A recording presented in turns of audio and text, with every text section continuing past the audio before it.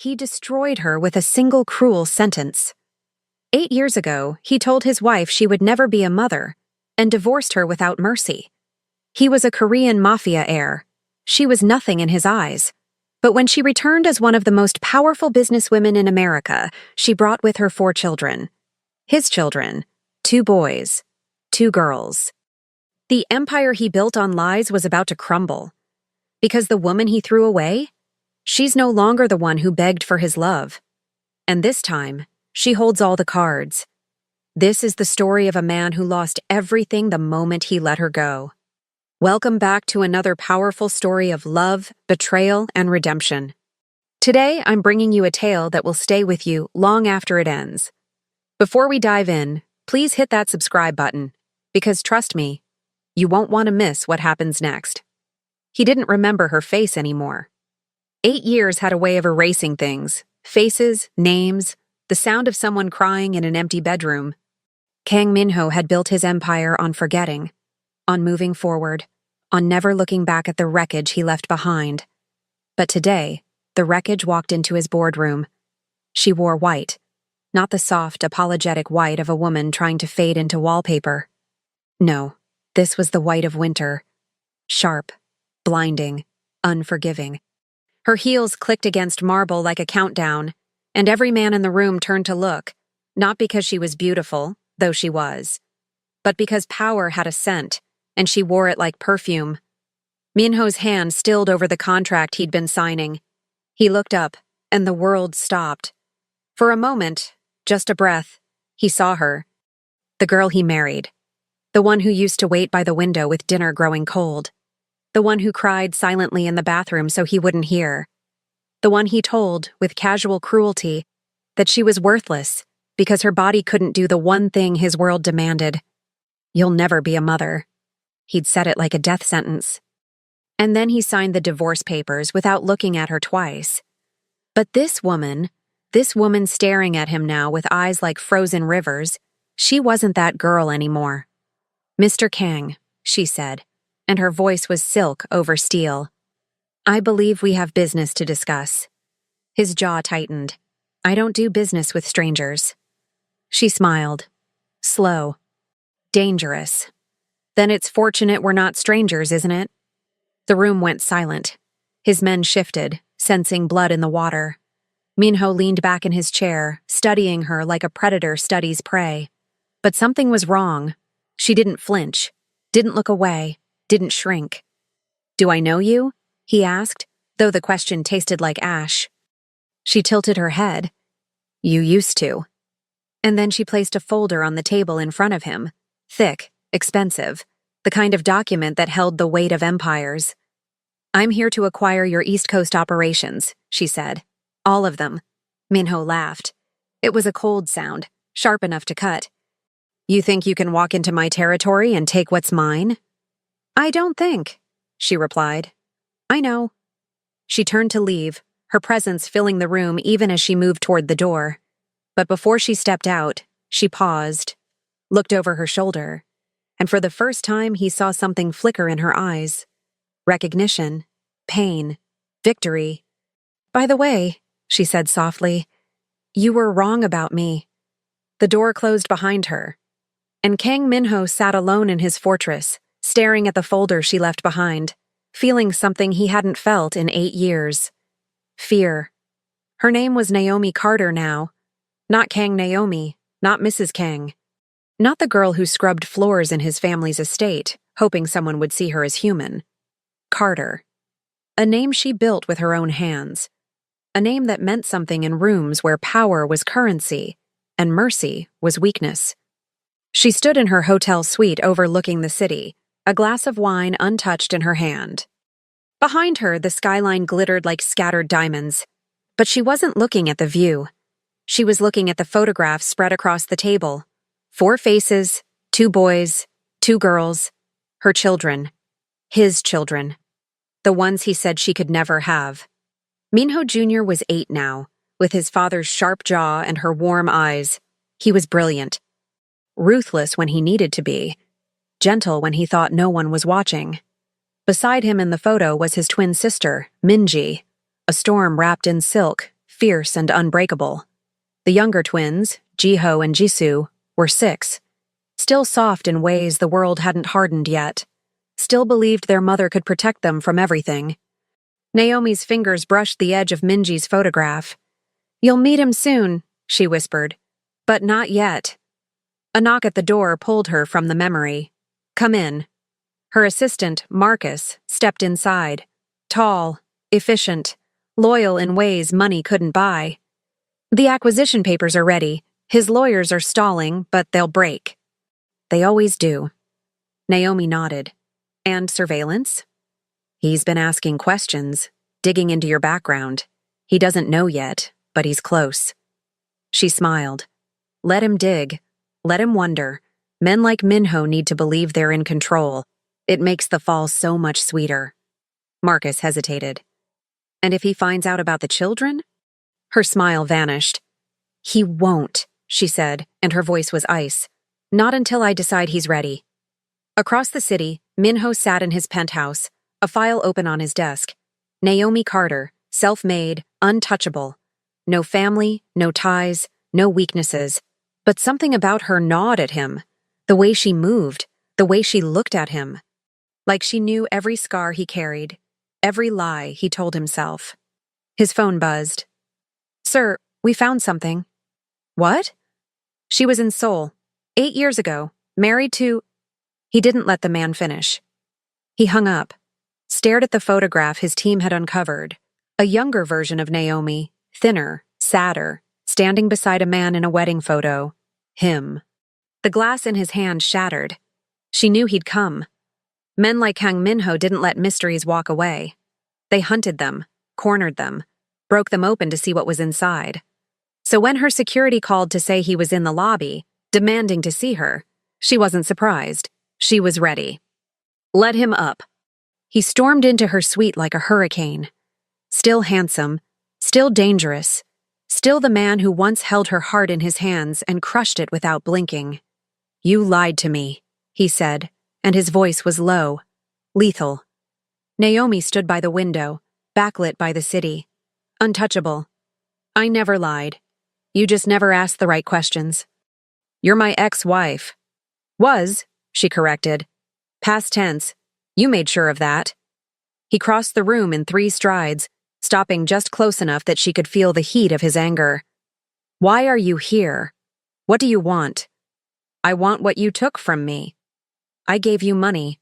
A settlement." "You left with—" "Nothing," she interrupted, and now her voice was sharp. "I left with nothing. No name, no dignity, no future. You told me I was broken, that I'd never be enough, so I became more than enough. I became everything you'll never have again." His jaw clenched. "This is revenge." "No." She stepped closer. So close she could see the confusion in his eyes, the anger, the fear. "This is justice." For a moment they stood there, 2 people who once promised forever, 2 people who destroyed each other in different ways. "I don't know you anymore," he said quietly. "You never did." He turned to leave, but her voice stopped him. "Minho." He froze. She hadn't said his name in 8 years. Hearing it now, soft, almost tender, it felt like a knife. "You told me I'd never be a mother." He didn't turn around. "You couldn't—" "I have 4 children." Silence. The kind of silence that swallows worlds. He turned. Slowly, his face pale. "What?" 2 boys, 2 girls. They're beautiful, smart, strong." She smiled, and it was the saddest thing he'd ever seen. "Everything you said I couldn't give you. I gave them. Just not to you." His world tilted. "You're lying." "Am I?" She walked to the table, picked up a photograph, held it out to him. 4 faces stared back. And in each one, he saw pieces of himself. The sharp nose, the dark eyes, the stubborn chin, his blood, his heirs, his children. "You left me when I needed you most," Naomi said softly. "So I raised them alone. And now?" She took the photograph back. "Now you'll spend the rest of your life knowing what you lost." Minho couldn't breathe. "Where are they?" "Safe. Far from you. far from this world. I want to see them. No, they're mine. They're mine, she said, and her voice cracked. Just once. Just enough to remind him she was human. You gave up that right the day you called me worthless. He reached for her. She stepped back. Don't touch me. Don't come near me. And don't you dare think you can walk back into their lives like you didn't destroy mine. She moved toward the door, opened it. Leave, and don't come back until you understand what you really lost. He stood there, frozen, shattered, and for the first time in 8 years, Kang Minho felt something break inside him that no amount of power could fix. The city didn't sleep that night, neither did Minho. He sat in his office, the photograph of 4 children spread across his desk, like evidence of a crime he didn't know he'd committed. 2 boys, 2 girls, their faces a mirror of his own bloodline. Undeniable, irrefutable, impossible to ignore. His children. The heirs he'd spent 8 years building an empire for. The legacy he'd sacrificed everything to secure. And they existed. They'd always existed. Just not with him. His hand trembled as he reached for his phone. Find everything, he told his head of security. Schools, medical records, where they live, who protects them, everything. Sir, Mrs. Carter, Ms. Carter, she's locked down her information tighter than a federal witness. We'll need time. You have 48 hours. He hung up. The rage came in waves. Not the hot, explosive kind that made men destroy rooms and hurt people. This was colder, deeper. The kind that lived in your chest and turned your blood to ice. She kept them from him. For 8 years, she kept his children hidden while he built an empire, on the belief that his bloodline would end with him. While he made deals and crushed enemies and carved his name into the underworld with the singular focus of a man who thought he had nothing left to lose. But he'd already lost everything. He just hadn't known it yet. Across town, Naomi stood in the doorway of her children's bedroom, a space she'd created in the safe house she maintained for moments like this. Moments when the past came knocking and the future hung in the balance. Minho Jr. was still awake, reading by lamplight. He looked up when she entered, his dark eyes too knowing for an 8-year-old. Mom? Yes, baby? Is something wrong? She crossed the room, sat on the edge of his bed, brushed the hair from his forehead the way she used to when he was small enough to carry. Why would you think that? You have that look, the one you get when you're protecting us from something. Smart. Too smart. Just like his father. There's someone, she said carefully, who might try to become part of our lives, someone from a long time ago. Minho Jr. sat up straighter. Our father. It wasn't a question. Naomi's breath caught. How did you— I'm not stupid, Mom. We have his last name on our birth certificates. You just never use it. And I've seen you look at old photos when you think we're asleep. He paused. Is he dangerous? He's complicated. That's not an answer. She smiled despite herself. No, it's not. She took his hand. Your father is a powerful man. He lives in a world that isn't safe. A world I left to keep you protected. But now he knows about you. And I don't know what he'll do with that information. Will he try to take us? The question hung in the air like smoke. I won't let him, Naomi said, and her voice was iron. You are mine, all 4 of you, and no one, not even him, will change that. Minho Jr. nodded slowly, then quieter. What if we want to meet him? Her heart stopped. What? I'm just saying. What if we want to know who he is? Not to leave you? Never to leave you? But he's half of us, isn't he? Naomi stood abruptly, her composure cracking. He gave up that right. He chose his empire over me, over us. He doesn't get to walk back in and— Mom! She stopped, turned. Her son looked at her with eyes that had seen too much. Eyes that understood pain in ways children shouldn't. I'm not saying you're wrong, he said quietly. I'm just saying. Maybe we deserve to decide too. She left the room before he could see her cry. The next morning, Minho's team delivered their findings. It wasn't much. Naomi had covered her tracks like a professional. But there were gaps, small inconsistencies. A private school in upstate New York with 4 students enrolled under the name Carter. A property deed for a house 2 hours outside the city. Medical records that listed 4 children born within 18 months of each other. Twins. And then twins again. His twins. He was in his car within the hour. The house was modest by his standards, elegant but understated. Surrounded by trees and far enough from the city that the noise of his world couldn't reach it. A fortress disguised as a home. He parked at the end of the driveway, watched, and then he saw them. 2 boys playing basketball in the driveway.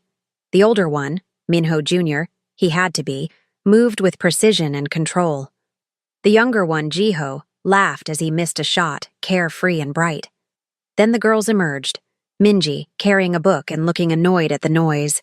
Jisoo chasing a butterfly through the grass. His children. God, they were real. He didn't realize he'd gotten out of the car until Minho Jr.'s basketball stopped bouncing. The boy turned, saw him standing at the edge of the property, and went completely still. For a moment, they just stared at each other. Father and son. Strangers who shared the same blood. Jiho, Minji, Jisoo. Inside. Now. The younger children obeyed instantly, sensing the shift in the air. But Minho Jr. stayed, stepped forward. "You're him," the boy said. Minho's throat tightened. "Yes. You hurt my mom." "Yes. She cries sometimes, late at night when she thinks we can't hear. Because of you." The words landed like bullets. "I know," Minho said, and his voice cracked. "I know." Minho Jr. studied him with the kind of intensity that made grown men uncomfortable. Then, slowly, he picked up the basketball. "You any good?" Minho blinked. "What? Basketball? You any good?" It was absurd. Surreal. But Minho found himself walking onto the driveway, taking the ball his son passed to him, and shooting. It went in. Minho Jr. nodded. Not bad, for an old man. And despite everything, despite the pain and the anger and the 8 years of loss, Minho almost smiled. They played in silence for 10 minutes. No words. Just the sound of the ball hitting pavement and the distant hum of wind through trees. Finally, Minho Jr. stopped. "She's not going to forgive you. I know. And we're not going to just accept you, not after what you did. I know. But," the boy said, and his voice softened just slightly, "maybe you can earn it, if you actually try." Before Minho could respond, the front door opened. Naomi stood there, her face pale with fury. "Get away from my son." Minho Jr. looked between them. Then quietly, he went inside. Naomi descended the steps like a queen approaching an execution. "I told you to stay away. They're my children. They're my children. You lost them the day you threw me away. I didn't know." "You didn't care," she shouted, and her voice broke. "You didn't care that I was sick, that I was broken, that I needed you. You just left." He took a step forward. "I'm here now. 8 years too late. Then let me fix it." "You can't fix this." Tears streamed down her face. "You can't walk back in and pretend you didn't destroy me. You can't look at them and think that makes up for the nights I spent alone, pregnant and terrified, wondering if I'd survive. You can't." He kissed her. It was desperate, broken. The kiss of a man who'd lost everything and was trying to hold on to the last piece of something real. She shoved him away, breathless. "Don't you dare." "I still love you," he whispered. And the world stopped. She slapped him. The sound echoed across the quiet driveway like a gunshot. Minho's head snapped to the side, his cheek burning, but he didn't move, didn't defend himself. Just stood there, accepting the hit like penance. "You don't get to say that," Naomi said, her voice shaking. "You don't get to stand here after 8 years and tell me you love me. You destroyed that love. You killed it the day you looked at me like I was nothing. I was wrong. You were cruel. I know. You broke me. I know." She stepped back, wrapping her arms around herself like she was trying to hold the pieces together. "Why now? Why come here? Why not just let us go?" Because I can't, he said. And for the first time, his voice broke. I've tried. For 8 years, I tried to forget you. To move on.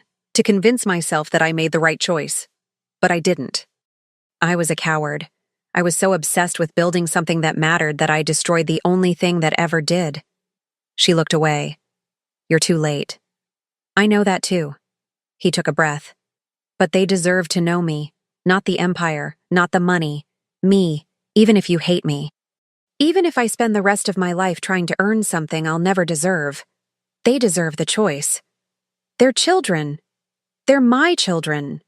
The words hung between them, raw and undeniable. Naomi's shoulders sagged. If you hurt them, I won't. If you bring your world into theirs, I'll keep them safe. I swear it. She met his eyes, saw something there she hadn't seen in 8 years. Regret. 1 day a week, she said finally. Supervised. Here. Never at your properties. Never near your business. And the moment I think you're putting them in danger, you're gone. Forever. He nodded. Thank you. She turned toward the house, paused. Minho? Yes? Don't make me regret this. The weeks that followed were strange. Minho came every Saturday, always alone, never with bodyguards or drivers or any of the trappings of his world. Just him, standing at the door like a man asking permission to exist. The children were cautious at first. Minji watched him like a hawk, her sharp mind cataloging every movement, every word, every inconsistency. She was the hardest to reach, the one who remembered her mother's tears most clearly. Jiho and Jisoo were easier. They were young enough to be curious, old enough to ask questions. Why did you leave? Where do you live? Do you have other kids? Each question a small knife, but Minho answered them all honestly. And Minho Jr., his eldest son, watched everything with quiet intensity, testing, measuring, deciding whether the man in front of him was worth knowing. They played basketball, watched movies, ate dinner together at the long kitchen table while Naomi watched from the doorway, ready to intervene at the first sign of trouble. But trouble never came. Instead, something softer emerged. One Saturday, Minji challenged him to chess, beat him 3 times in a row, then smirked. Mom said you were smart. Guess she was wrong. He laughed.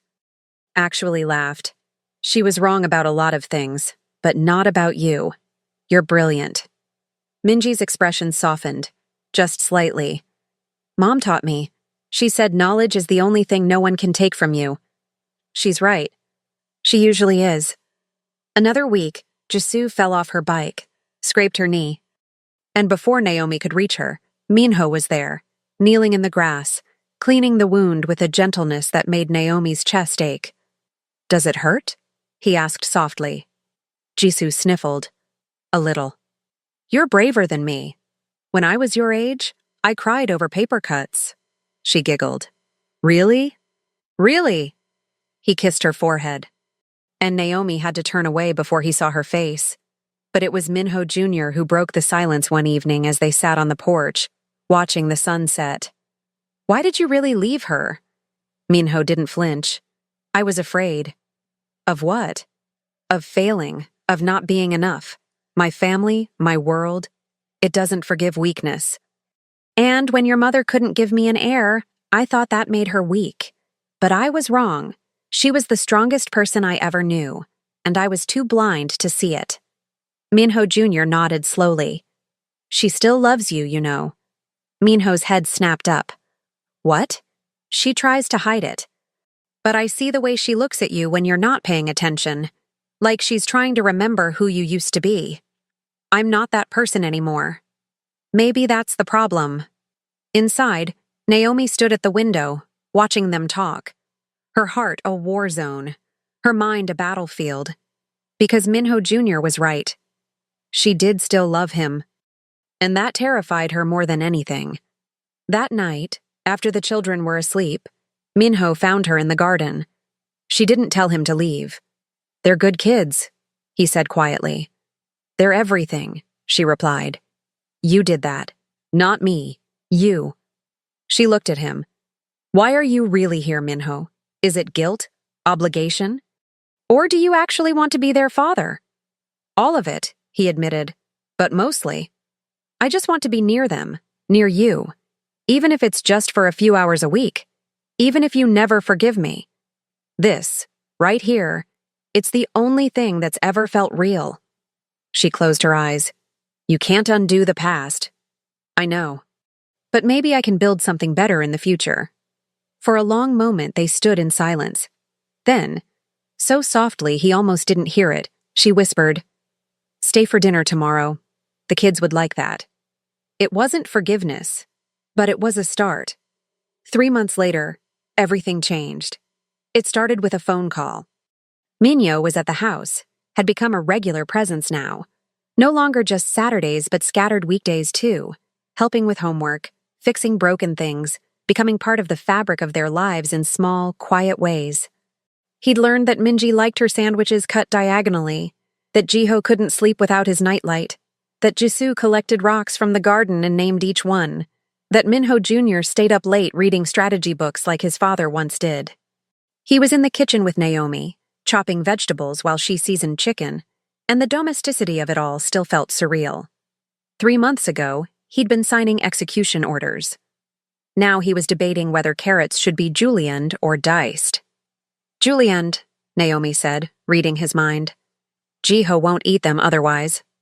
He's 6. How does he even know the difference?" "Because he's your son. Stubborn and particular about everything." Minho smiled. It was easier now. The smiles, the laughter, the moments where the weight of 8 years didn't crush him. His phone buzzed. He ignored it. It buzzed again, then again. "You should answer that," Naomi said, not looking up from the stove. "It can wait." "Minho." The way she said his name, soft but firm, made him stop. He sighed, wiped his hands on a towel, and stepped into the hallway. "What?" His second-in-command's voice was tight with barely controlled panic. "We have a problem. A big one. The Takeda family knows about the Carter acquisition. They're pushing back, hard. They're saying you used their territory as leverage without permission, and now they're moving against us. 3 warehouses hit in the last 2 hours. 5 men dead." Minho's entire body went rigid. "How did they find out?" "We don't know. But that's not the worst part. They've started asking questions about you. About where you've been, why you've been leaving the city every week, why you're distracted. And, sir," the man hesitated, "they're saying you've gone soft, that you're compromised." The word hung in the air like poison. Compromised. In his world, that word was a death sentence. "How much do they know?" Minho asked, his voice dropping to the deadly calm that used to make grown men flinch. "Not everything. They don't know about your family. Not yet. But they know you've been spending time upstate, and if they dig deeper, they won't." Minho's mind was already calculating. Contingencies, exits, threats. "Pull everyone back to the core territories. Double security on all assets. And send a message to Takeda. Tell him if he wants a war, I'll give him one he won't survive. Sir, with all due respect, messages aren't going to cut it this time. They're testing you. They need to see you. They need to be reminded why they fear you. If you don't show up in person, if you don't handle this the way you always have, we're going to lose everything you built." Minho closed his eyes, felt the old familiar pull, the gravity of violence, the seduction of power. "I'll be there in 2 hours." He hung up. When he returned to the kitchen, Naomi was standing perfectly still, her back to him, hands braced against the counter. She hadn't moved, hadn't made a sound, but he could feel the tension radiating off her like heat. "You have to go," she said. It wasn't a question. "Yes." She nodded slowly, set down the knife she'd been holding, turned to face him, and the look in her eyes broke something inside him. "This is what I was afraid of," she said quietly. "Naomi. No, don't." She held up a hand. "I knew this moment would come. I told myself I was ready for it, that I could handle it. But standing here now, watching you transform back into him, into the man who lives in that world, it terrifies me. I'm not. You are. She stepped closer. I can see it already. The way your voice changed on that phone call, the way you're standing, the look in your eyes. You're already gone. You're already back there. And I need to know, right now before you walk out that door, what you're going to choose. It's not that simple. It is exactly that simple, she said, and her voice was steady despite the fear in her eyes. You can't have both, Minho. You can't be the crime lord who rules through fear and violence and the father who shows up for soccer games and helps with math homework. You can't live in both worlds. I've watched you try for 3 months and it's been beautiful, but I always knew this day would come. The day your empire demanded you back. So choose. Right now. Choose. I'm choosing you. All of you. Then prove it. He stared at her. What do you want me to do? Walk away from all of it. The empire, the power, the violence, the fear. Walk away and build something real. Something that won't get our children killed. You're asking me to give up everything I've built. I'm asking you to choose what matters. Her voice cracked. I spent 8 years alone, Minho. 8 years raising 4 children by myself, building a life from nothing, becoming strong enough to survive without you. And then you came back. And for 3 months, I let myself hope. I let myself believe that maybe, we could actually have something real. But I won't do this halfway. I won't spend the rest of my life wondering when your world is going to come crashing into ours, when someone is going to follow you here, when our children are going to pay for your sins. She moved closer, and he could see tears forming in her eyes. I love you, she whispered. I never stopped. Even when I hated you. Even when I wanted to forget you. I loved you. And that's why I need you to choose. Because if you walk out that door and go back to that life, I can't let you come back. Not for me, not for them. It's too dangerous. So choose.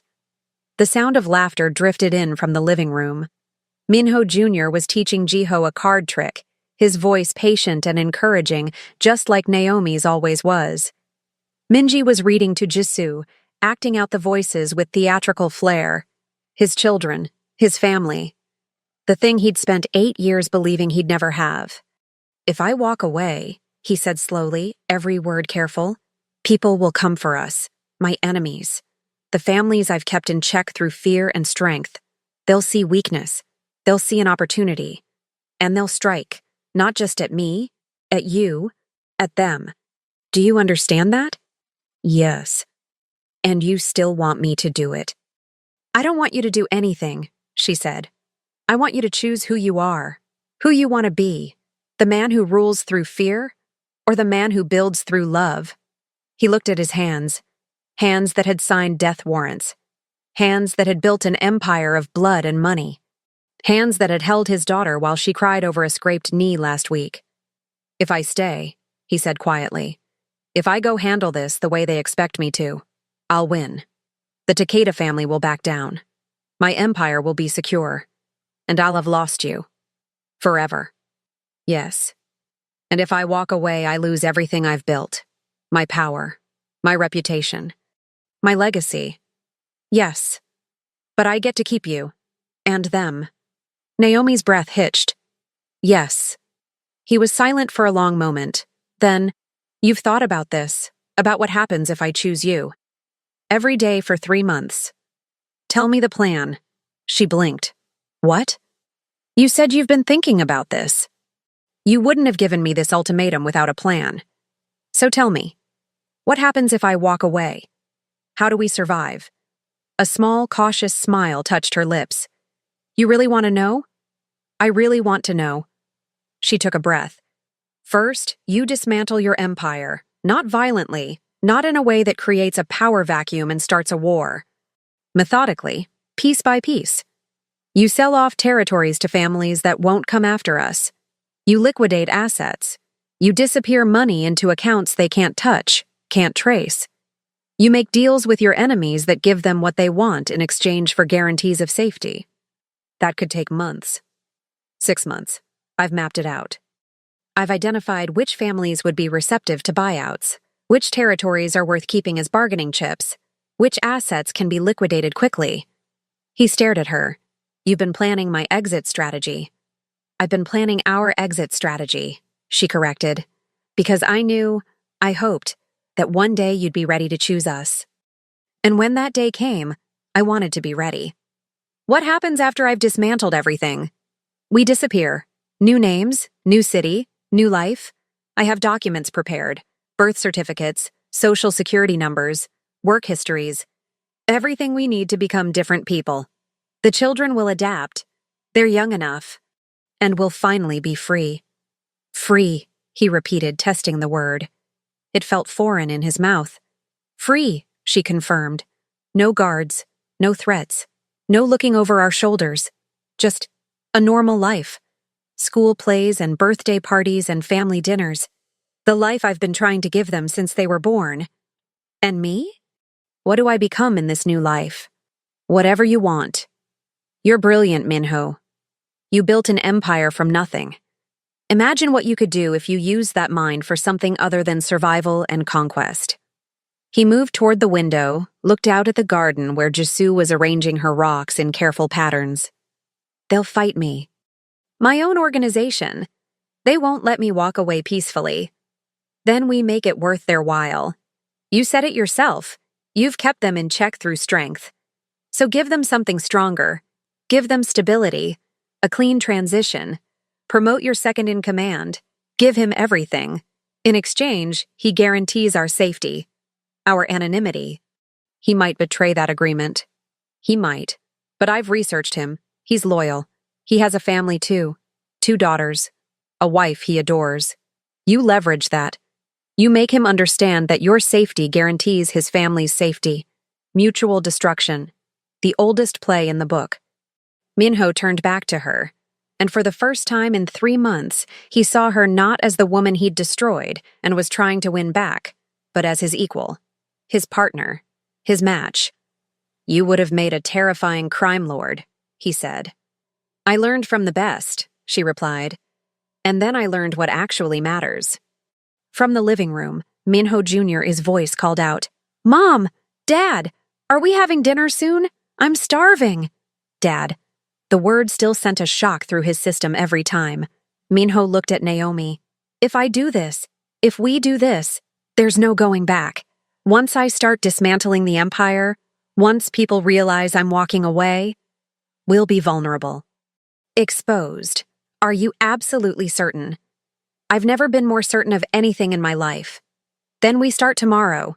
Naomi's eyes widened. Tomorrow? No. He pulled out his phone, made a call. Tonight, right now. When his second-in-command answered, Minho's voice was clear. Cancel the meeting with Takeda. Tell him I'm sending you to negotiate. You have full authority to make whatever deals necessary to end this conflict. And when you're done, come to the estate tomorrow morning.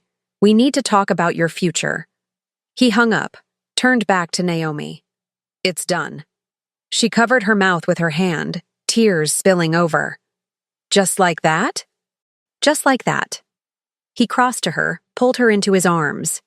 You asked me to choose. I'm choosing you. I'm choosing them. I'm choosing the life we should have had 8 years ago, and I'm never letting you go again.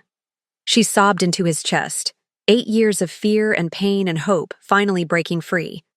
And for the first time since he'd walked back into her life, Minho felt something he hadn't felt since he was a child before the Empire claimed him. Peace. The next 6 months were a controlled demolition. Minho systematically dismantled everything he'd built. Every territory, every asset, every connection.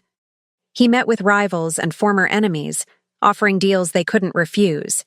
He promoted his second-in-command to take over the organization, binding him with agreements that protected both their families. His family, his birth family, the Kang dynasty, watched with fury and confusion. But by the time they realized what he was doing, it was too late. The empire had been distributed, the money hidden, the power transferred, and Kang Minho began to disappear. During those 6 months, something else happened too. He and Naomi began to heal. It started with small things. Cooking dinner together, reading bedtime stories. sitting on the porch after the children were asleep, talking about everything and nothing. The conversations were careful at first, both of them navigating the minefield of their past. But slowly, trust began to rebuild. One night, 3 months into the transition, Naomi told him about the pregnancy. About finding out she was carrying twins 2 weeks after he'd signed the divorce papers. About the terror of being alone and pregnant. About the second pregnancy that came just 6 months after the first twins were born. Her body barely recovered, and realizing she was having twins again. "I almost died," she said quietly. "With the second set. My body couldn't handle it. I hemorrhaged. They told me I wouldn't make it. But I kept thinking about them, about Minho Jr. and Minji. They were only 6 months old. They needed me. So I fought." Minho's hand tightened around hers. "I should have been there." "Yes, you should have. But you weren't. And I survived anyway. We all did. And that's the point, Minho. We don't need you to survive, but we want you to live. There's a difference." He understood. 5 months in, Minho met with his second-in-command for the final time. "Everything's transferred," the man said. "All territories stable. All agreements honored. You're free." "And our agreement?" "Protected. My family for yours. No one touches you or the kids. You have my word." "Thank you." The man studied him. Was it worth it? Giving up everything? Minho thought about Minho Jr. teaching him how to play video games, about Minji's laugh when he did the voices wrong during story time, about Jiho and Jisoo fighting over who got to sit next to him at dinner, about Naomi's hand in his as they watched the sunset. "Yes," he said. "It was worth everything." 6 months and 2 days after the phone call that changed everything, Kang Minho died, and Michael Park was born. The family moved to Portland, Oregon. A modest house in a quiet neighborhood. New names, new lives, new beginning. The children adapted beautifully. Minho Jr. joined the debate team and discovered he had his mother's gift for words. Minji found theater and became a star. Jiho made friends easily, his gentle nature drawing people to him. Jisoo started a rock collection that took over the garage, and every night they sat together at dinner, all 6 of them, and talked about their days. No bodyguards outside, no weapons hidden in drawers, no fear, just family. One evening, nearly a year after they'd left the old life behind, Naomi found Minho standing in the backyard, watching the children play tag in the fading light. "Regret it?" she asked, coming to stand beside him. "Not even once. Not even when you see the news? When you see your old territory? When you think about the power you had?" "I had nothing," he said quietly. "I thought I had everything, but I had nothing. This is everything." She slipped her hand into his. "I never thought you'd actually do it. I hoped, but I didn't believe. I didn't believe in myself either. But you did. You saw something in me I couldn't see. You gave me a reason to be better." "No." And she shook her head. "You chose to be better. That was all you." From the yard, Minho Jr. called out, "Mom! Dad! Come play with us!" "Dad!" The word still made his heart skip. "Come on!" Naomi said, tugging his hand. "Our family's waiting." They ran into the yard, joining the game. Jisoo shrieked with laughter as Minho pretended to be too slow to catch her. Jiho and Minho Jr. formed a team against their parents. Minji narrated the whole thing like a sports announcer, making everyone laugh. And as the sun set over their small house in their quiet neighborhood, as his children's laughter filled the air, as Naomi smiled at him with love instead of pain, Minho understood. True power wasn't fear. True power wasn't control. True power was this: coming home, being chosen, building an empire of love instead of blood, and never, ever letting it go. Later that night, after the children were asleep, Naomi found Minho in their bedroom, looking at an old photograph. The wedding photo. The one from 8 years ago. Young, naive, broken. "Why do you keep that?" she asked. "To remember," he said. "To remember who I was, what I did, so I never become that person again." She took the photo from his hands, set it down, turned to face him. "I'm ready," she said. "Ready for what?" "To try again. Not to forget. We'll never forget. But to build something new. Together. Actually together this time." He cupped her face in his hands. "I don't deserve you." "No, you don't. But maybe that's okay. Maybe love isn't about deserving. Maybe it's about choosing. Every day. Choosing to stay. Choosing to forgive. Choosing to build." "I choose you," he whispered. "Every day for the rest of my life. I choose you." "Then kiss me," she said, "and let's start building." He did. And in that moment, in that small bedroom in that quiet house, Kang Min-ho and Naomi Carter finally became what they were always meant to be. Not crime lord and victim, not ex-husband and ex-wife, but partners, parents, home.